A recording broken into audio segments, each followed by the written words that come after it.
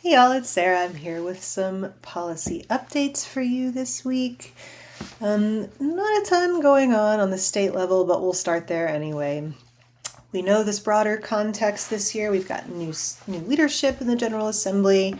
That has led to all kinds of different dynamics, including a stalled budget process. We also know that we are headed towards a fiscal cliff in North Carolina, and that is largely due to planned corporate and personal income tax cuts.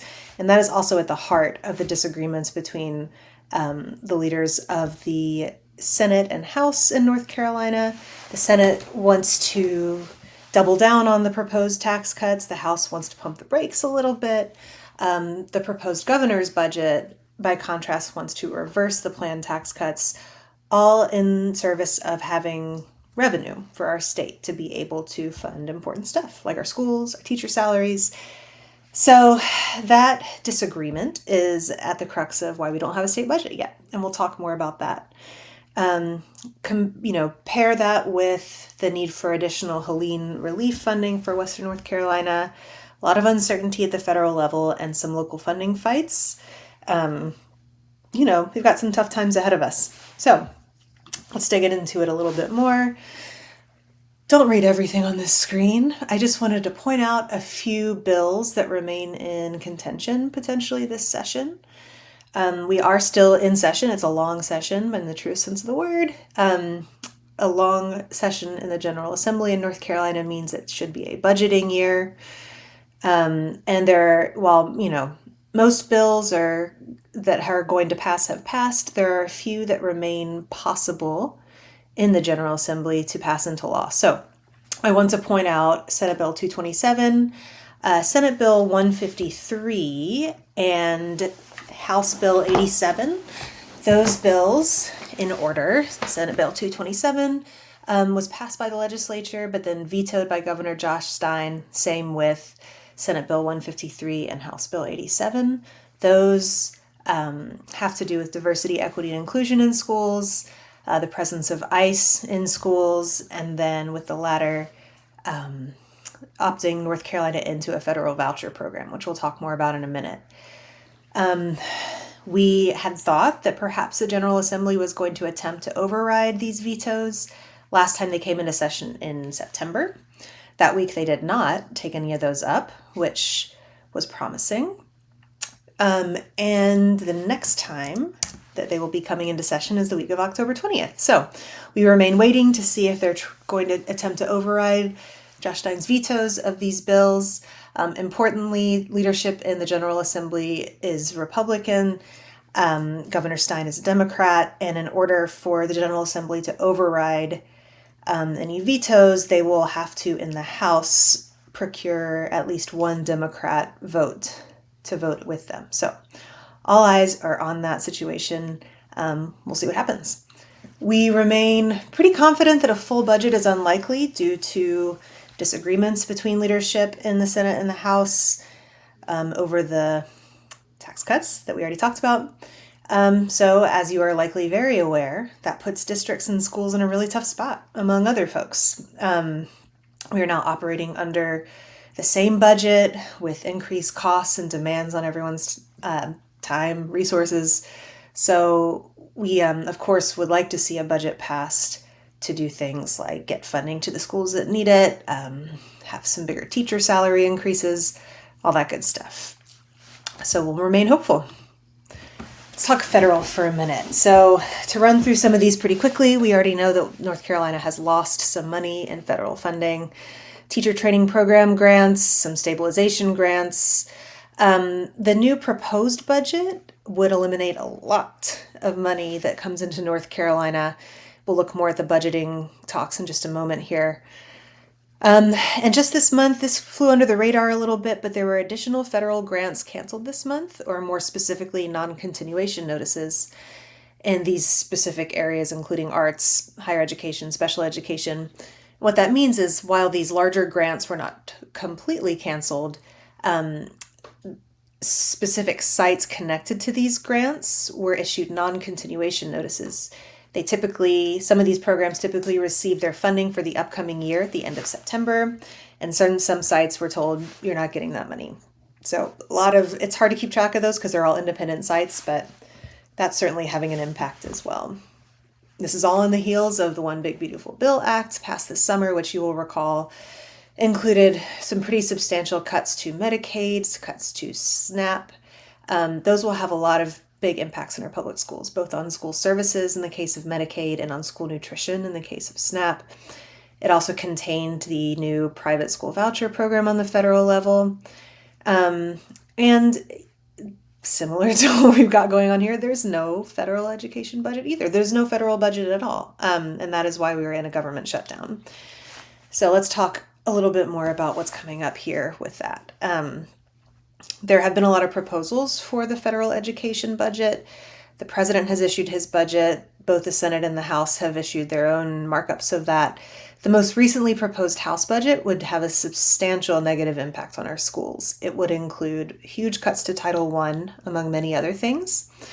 This is a resource put out by our friends at the Education Law Center, which lets you go state by state and district by district. So I will show you real quick. In North Carolina, you can see that if this most recently proposed budget were to go into effect, North Carolina would lose a lot of money, $200 million plus. And it shows you how that shakes out in terms of first-year teachers, after-school slots, that sort of thing.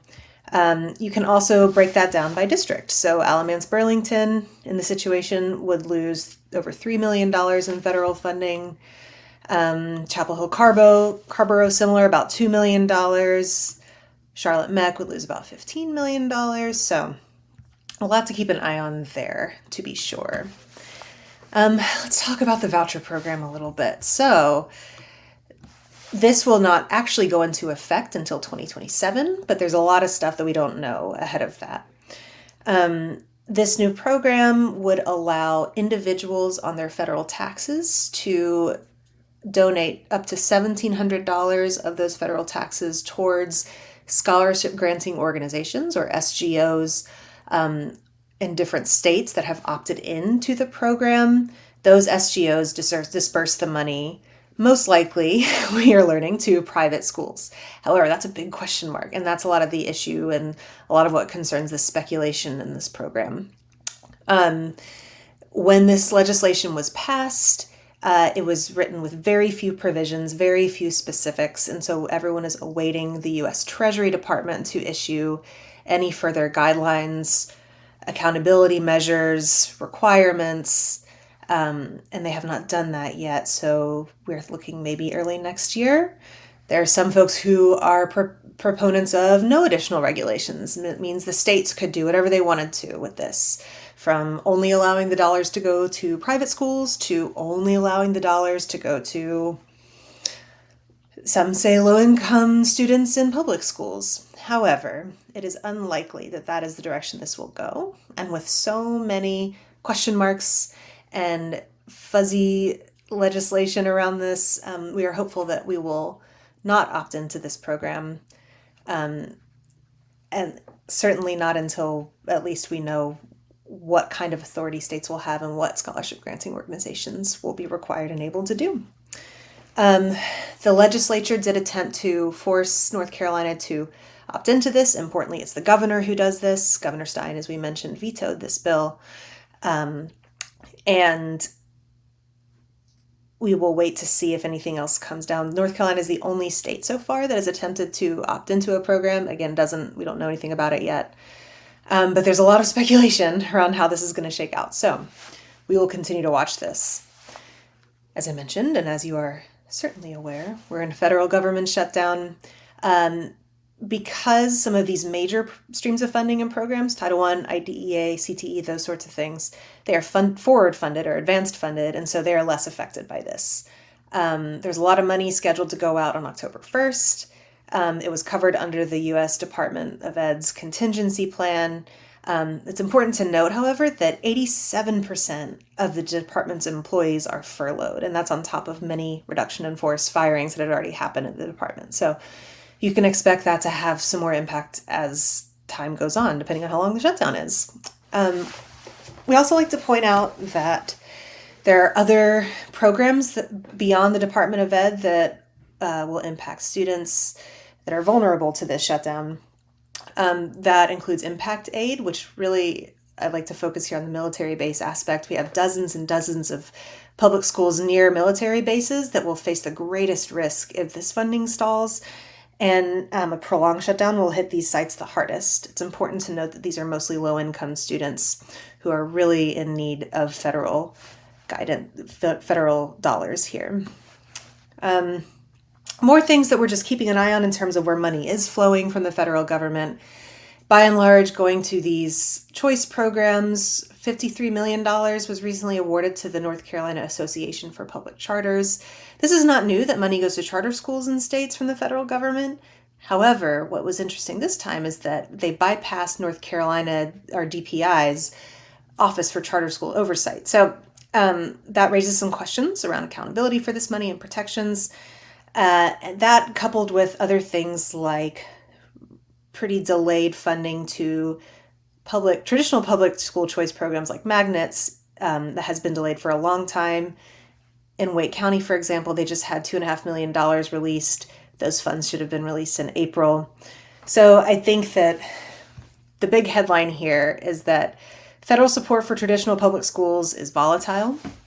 We need to keep an eye on it and continue to advocate for our public schools and kiddos. Stay informed, please. Thanks for watching this. Obviously, you're trying to stay informed. Subscribe to our Friday report. Follow news from EdNC. They're a great source for these sorts of updates. And tell someone what you learned on here. And in addition to the news, which can feel grim and difficult right now, of course, remind them that in spite of all this, our schools are doing tremendous things for our students. Our educators are working their booties off.